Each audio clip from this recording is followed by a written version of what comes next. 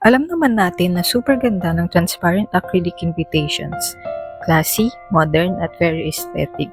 Pero ang problem, medyo mahal ito. Lalo na kung marami kang ipapagawa. Kaya ngayon, marami ng DIY creators ang gumagamit ng PET sheets bilang alternative. Clear din ito, elegant din tignan, pero mas budget friendly. Sa video na ito, ipapakita ko sa inyo step by step kung paano gumawa ng transparent invitations using PET sheets na perfect for weddings, birthdays, or any special event. By the end of this video, matututunan nyo anong materials ang kailangan, paano mag-print sa PET sheet, at paano gawing premium looking ang invitation kahit maliit lang ang budget. Kaya kung gusto mo ng acrylic looking invitation na hindi mahal, keep watching! Let's make it with me. Make it with Alec. Ang gagamitin natin for transparent na invitation ay PET sheets. Ito yung nabili ko na ang brand ay Kui. 50 sheets siya na 200 by 300 millimeters. And kung bubuksan mo to, may dalawang set siya ng material. Itong unang package ay yung printable na material. And ito naman yung card na tulad ng ginagamit sa mga IDs. Pero hindi ito yung printable. Ang gagamitin lang natin ay itong sheet na to. So may label naman siyang nakalagay na ito yung printable na material. Meron na rin siyang instructions dito na kailangan mong i-mirror muna yung print mo and 160 degrees Celsius to 180 degrees Celsius yung gagamitin mo pag maglalaminate. Aman mo kung saan magpo-print, bubuksan lang natin.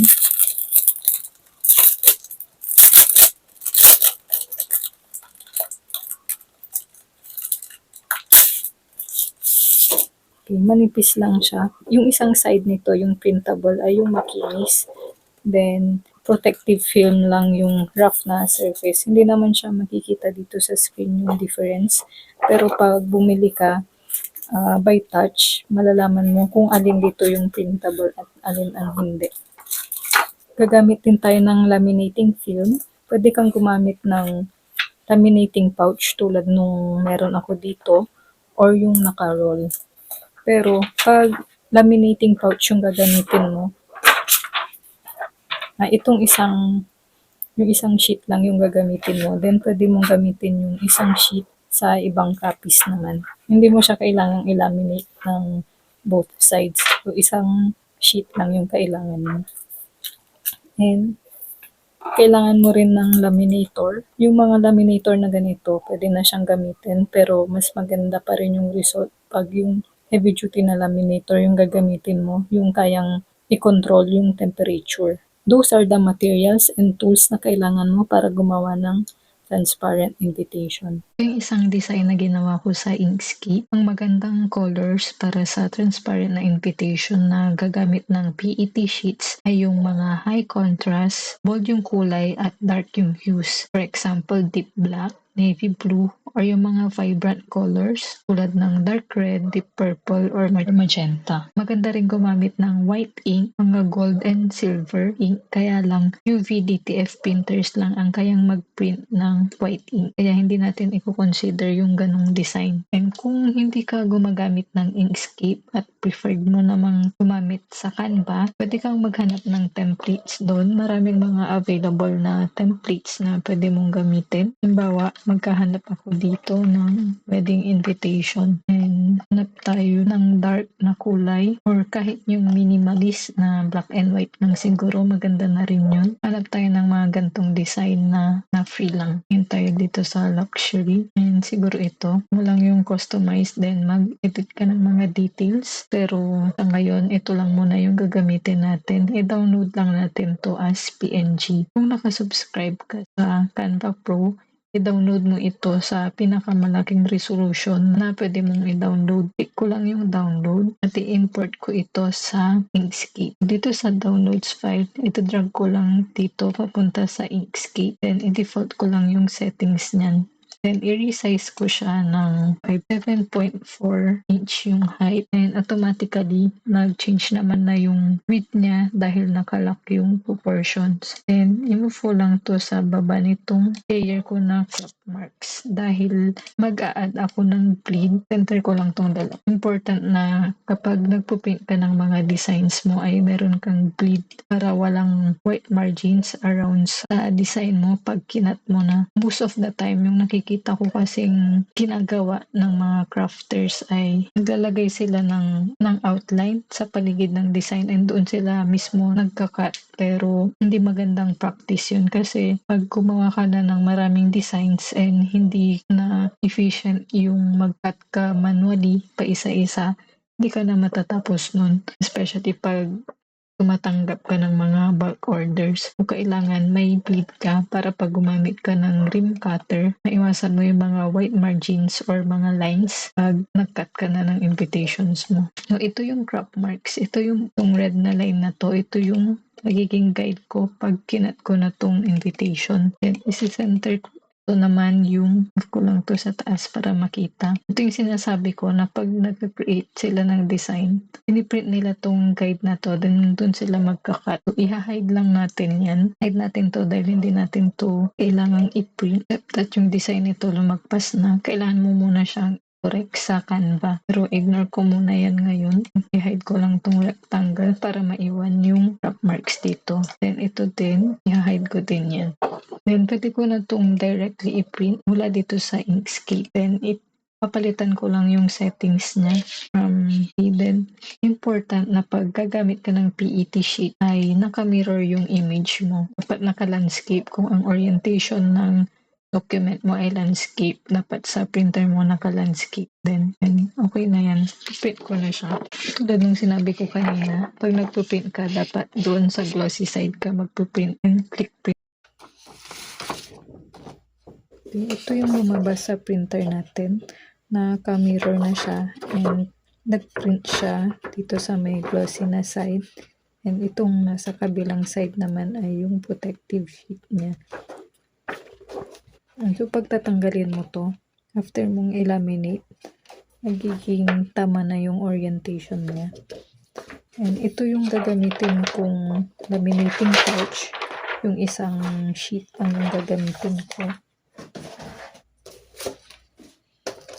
Titrim ko lang yung isang side para maghiwalay.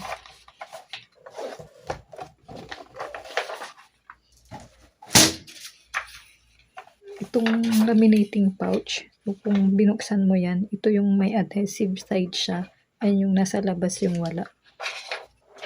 Even pag ilalagay mo siya dito sa design, dapat ipapatong mo dito sa mismong may print. I-trim lang natin to para hindi masira yung laminator. Baka dumikit sa rollers ng laminator itong laminating sheet pag natunaw yung adhesive niya. So, trim lang natin to ng konti.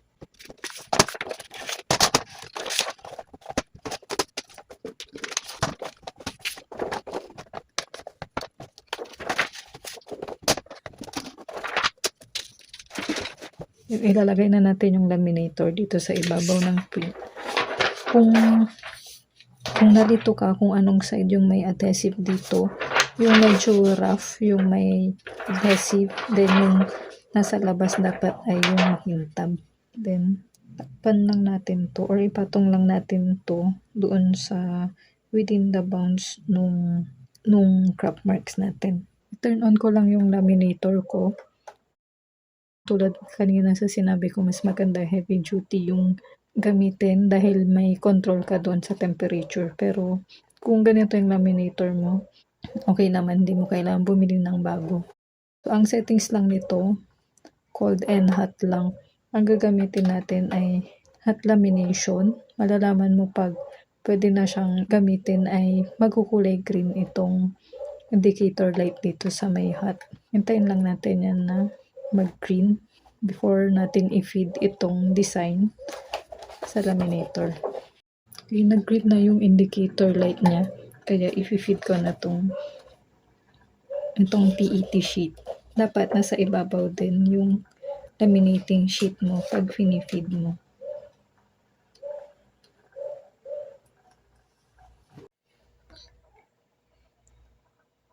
ito na yung laminated na invitation. Pero kung tingin mo ay hindi pa masyadong dumikit yung laminate mo dito sa sheet, pwede mong isa lang ulit sa laminator. Pero sa ngayon, okay na to. Patayin ko na yung laminator ko. And hintayin natin lumamig naman itong invitation bago natin putulin. Gamit lang ako ng paper trimmer para magupit to. O dito ako sa may crop mark magpuputol itong red na line dito and dito sa inner na crop marks.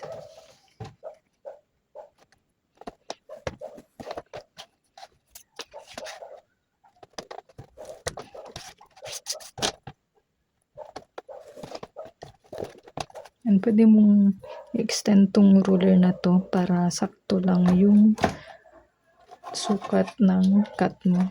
Kung dahil 5R to, 5 inches to, tatapat ko lang dito sa may mark na 5, itong nakat ko kanina para sasakto siya doon sa crop mark na yun.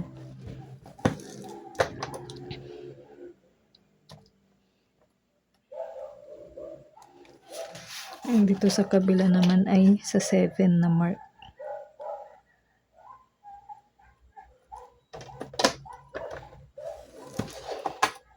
And sunod natin tong isa.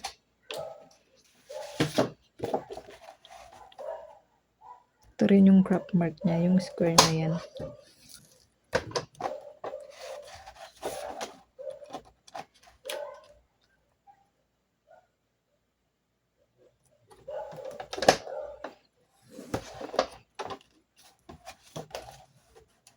And tapat ko ulit siya dito sa 7.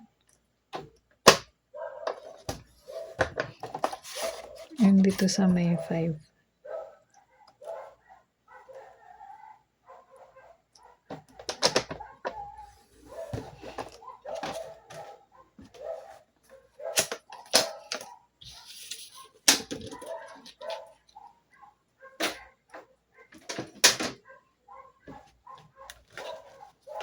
Then, ito na yung last step natin. Tatanggalin na natin yung protective film dito sa kabilang side.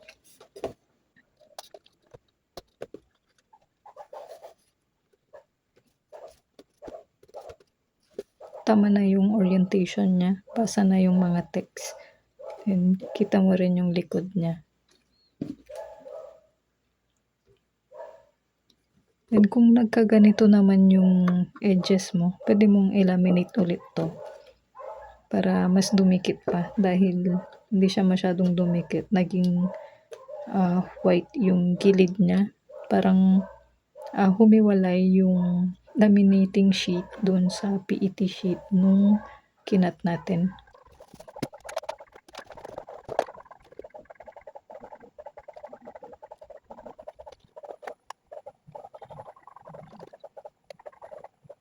Ito na yung naging result after nating i-laminate at tanggalin yung protective sheet. Para sa akin, mas magandang gumamit ng mga minimalist na design, yung black and white lang, para maganda yung contrast niya.